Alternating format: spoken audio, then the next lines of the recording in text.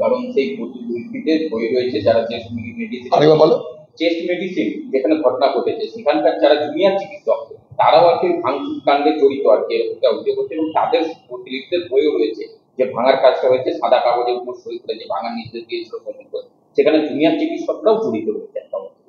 দেখুন, জুনিয়র চিকিৎসক কারা জড়িয়ে আছে জানা নাই, কারণ জুনিয়র চিকিৎসকদের মধ্যে এই যে সন্দীপ ঘোষ, সেও তারা নিজস্ব টিম তৈরি করেছিল, তারা নিজস্ব বাহিনী তৈরি করেছে যারা সন্দীপ ঘোষকে রক্ষা করতো। এখানটায় সন্দীপ ঘোষের বিরুদ্ধে কেউ আন্দোলন করতে তাদের উপর হামলা করতো। সেরকম কেউ মোসাহেব থাকতে পারে, সব সমাজের সব অংশের মধ্যে মোসাহেব থাকে, দালাল থাকে। তাই চিকিৎসকদের মধ্যেও একটা অংশের দালালি আছেই, সে দালালদের মদত পাচ্ছে এই সরকারও পায় এবং প্রশাসকও পায়। অতএব এটা মানে এটা নয় যে গোটা চিকিৎসক জগৎ তাদের পক্ষে আছে।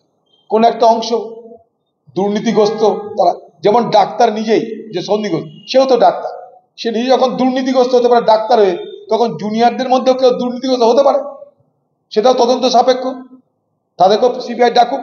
কিন্তু আমার কথা হচ্ছে এই তদন্তকে লঘু এবং এই তদন্তকে ধীরে ধীরে ধীরে ধীরে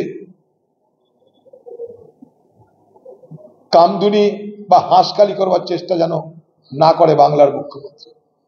ওরা চেষ্টা করছে এই আন্দোলন, এই খুনের ঘটনা সব কিছুকে অন্যদিকে নজর ঘুরিয়ে দেওয়ার জন্য। আমরা সিবিআইকেও বলবো, দুর্নীতি হচ্ছে ঠিক আছে, কিন্তু দুর্নীতির পাশাপাশি খুন এবং ধর্ষণ, ধর্ষণ এবং খুন, তার ঘটনার তদন্তের প্রকৃত অগ্রগতি কি, এটাও কিন্তু আমরা সবাই জানতে চাই।